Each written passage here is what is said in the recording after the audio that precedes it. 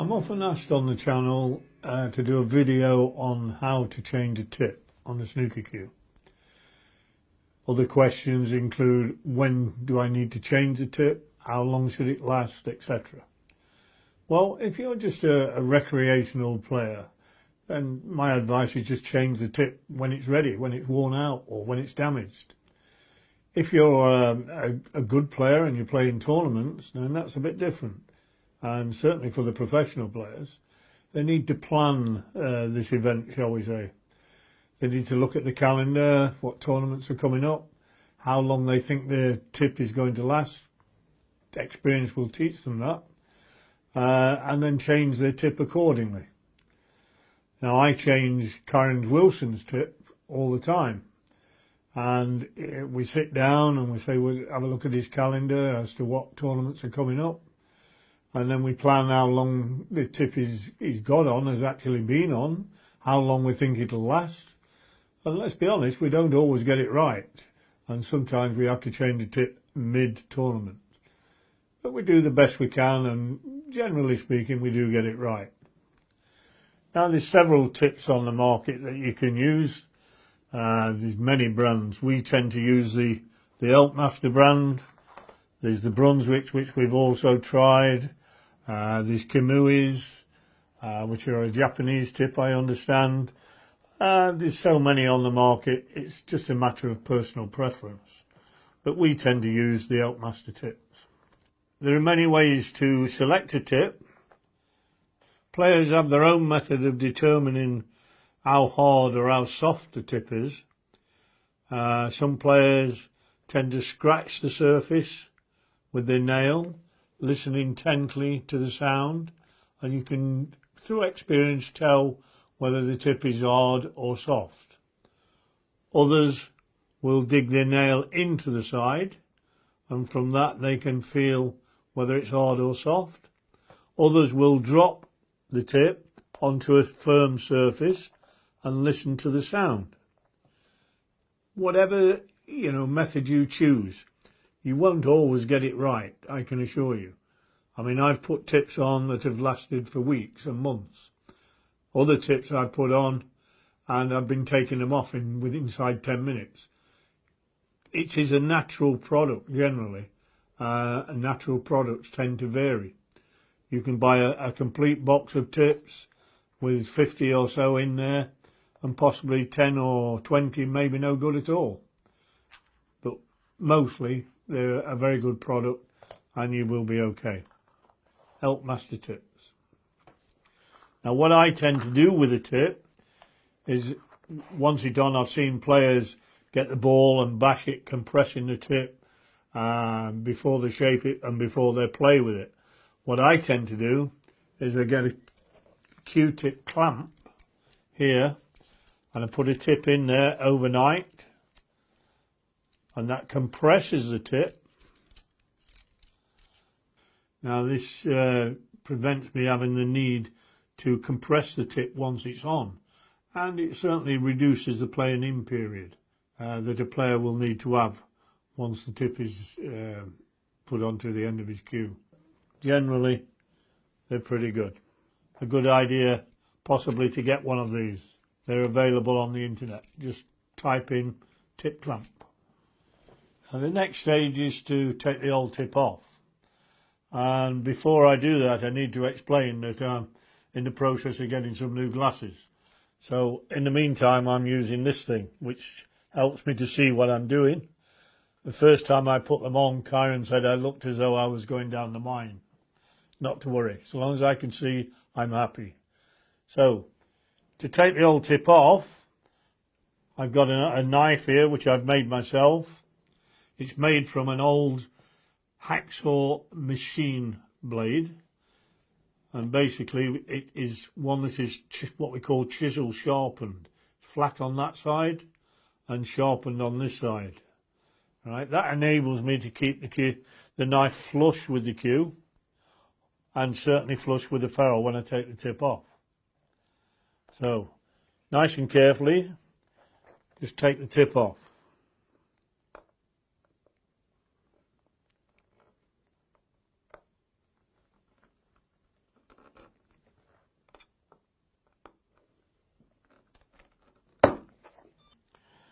The next thing is to make sure that there is no residue of glue or tip left on the ferrule.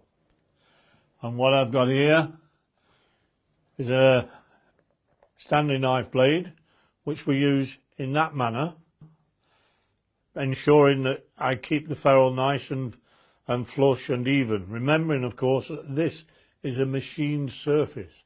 It doesn't need to be touched. You don't start using a file on it to try and get it level. There is no need. But what I've done here to help me, I've made this little piece of copper pipe here and put the Stanley knife in it. It comes down, and now I've got a nice flat surface there. I just feed that over the cue, rotate here, and what I'm doing is taking all that loose glue off here and still maintaining that nice, even, level surface. Quite easy to make, if indeed you feel you need one. And there we have a lovely, level, clean surface ready for the new tip.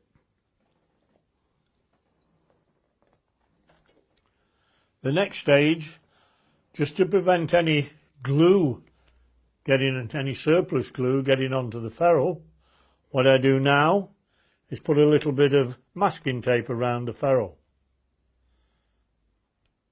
Just carefully put it on.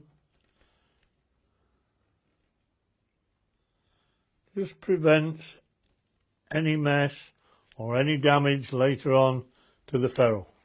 That's all it needs. Now we're ready for the new tip.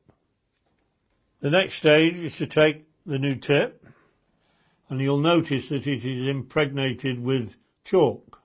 So that's not a good surface to put the glue on, and certainly probably not even be a level or even surface. So just get a piece of coarse sandpaper. I like to use a circular motion rather than going up and down. Just a nice circular motion. Just keep on having a look at it. Make sure it's all the chalk is gone and it's nice and level. And there we are. You can see that we've got a nice, clean, level surface to put the glue on. When you're fitting a new tip, a lot of people have a problem centralising it on the cue. Now, if this was a 10mm cue, I wouldn't be using a 10mm tip. I'd be using an 11mm tip. That would give me a little bit of leeway, and then give me a little bit of leeway also to trim it once it's fitted. But this cue is slightly under 10mm. I've got a 10mm tip. I just try it on the surface, make sure it fits okay, it's nice and level. There's no undulations and it won't rock. So got level surface and level surface. So the next job is the glue. I like to use Loctite gel glue as opposed to the liquid. The reason for that is if you use the liquid, it tends to not have the ability to take any undulations up that may be there. They shouldn't be there, but sometimes they are. And the second thing is that the liquid tends to penetrate the tip a little bit, right? So as the tip wears down, the tip, you're actually playing with glue rather than the tip. So the gel doesn't do that. So I like to use the gel. From there, just smear a little bit on the end of the cue. Get nice and evenly spread. And then carefully place the tip on, centralise it, and then put some pressure down. Take a little bit of care, remember you haven't got a lot of time. Nice and gentle to start with, making sure that you're nice and central, and then turn the cue upside down and apply lots of pressure for about 30 seconds, holding it down. Make sure you're nice and vertical, plenty of pressure, it won't hurt. Just hold it there for half a minute or so. Once that is done, The next job is just to peel the masking tape off, work it up towards the tip, and any glue, any residue of glue that's come off and spilled over onto the edge will come off with the masking tape. And there we've got a nice clean surface ready for trimming. The next stage is to trim the tip, and this is where my hacksaw blade knife comes in. My homemade knife keeps it nice and flush with the cue. All right, I use an old coaster here to press down on when I'm trimming the tip. Now when I'm cutting and trimming the tip, I don't just press. I use a press and a sawing action. Right, I don't want to run the risk of opening any fibres up on this tip. So I'm pressing down on the cue, I'm pressing down on the knife, and I'm using a slight sawing action. Okay, so here we go.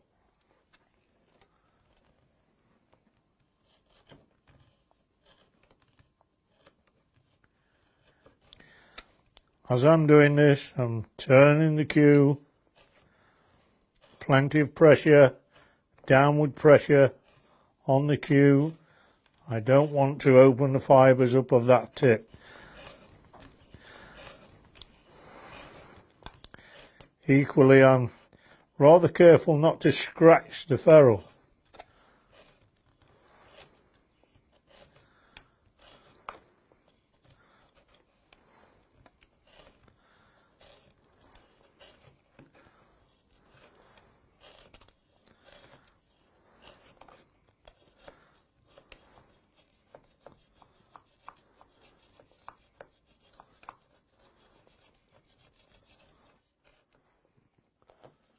There we go. Nice and flush there with the ferrule. Nice clean job so far. Now the next bit is to shape the tip. Let me emphasize that when you're doing this part of the operation, please remember, patience is a virtue. All right? Don't hack at it and destroy the fibres, ripping the tip apart. I've got an Omeg gadget here, which is a piece of quadrant with various grades of emery paper on there. Some people like to use a file. Me personally, I don't. And I use various grades of emery paper. So here, what I'll be doing is using my piece of quadrant here.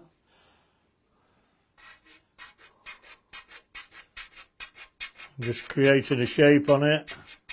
Patience is a virtue, remember. Take your time doing it. Doesn't matter how long it takes, so long as you get the job done effectively. Now what you should be doing is coming from the centre down. Now you'll see me going across and down, but because I'm quite experienced at doing it, there's no pressure when I'm going up. It's only when I'm coming down. Right, but ideally what you should be doing is that. All right, coming down from the centre. And that's exactly what I'm doing actually, although it looks as though I'm filing upwards, I'm not. Now I'll use some of my emery paper here just to create that dome.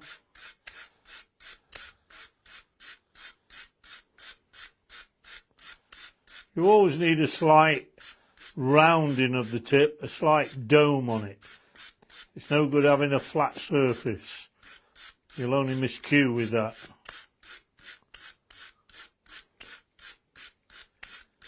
I'm using various grades here. A slightly finer grade now.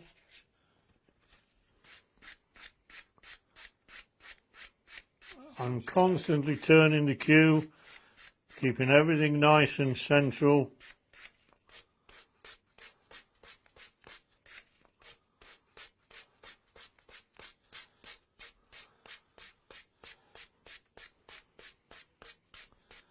And then just to finish it off, what I have here is something that ladies use on their nails. It's just a sponge with various grades of sandpaper on here again. Some are very, very fine.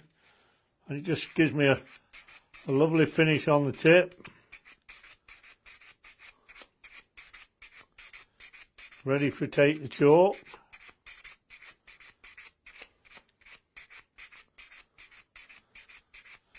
I'll just go on the edge, get one of the smoother edge surfaces, just give the edge a little bit of a burnish, and here the real smooth one here, not taking anything off the tip at all now, just burnishing the side of the tip, which helps to stop it collapsing.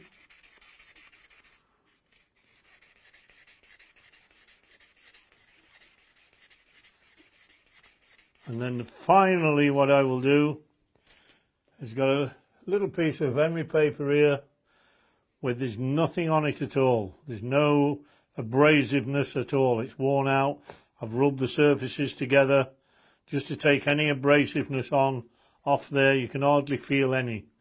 And all I'll do with that is just polish the ferrule up a little bit. Just burnishing the side of the tip. That's all I'm doing. I've got a nice shiny ferrule where I haven't taken any metal away at all, and a nice even surface. Finally, of course, what we need to do, put a little bit of chalk on the tip, ready to play with. And once you've played with it a little while, it may just flatten a little bit, but because we've used the Q-clamp prior to putting it on, then that should be kept to a minimum. Nevertheless, it may need a little bit of reshaping, so always carry a little bit of fine emery paper, or better still, one of these nail things that your wife or girlfriend uses, and just for shaping the tip as it flattens.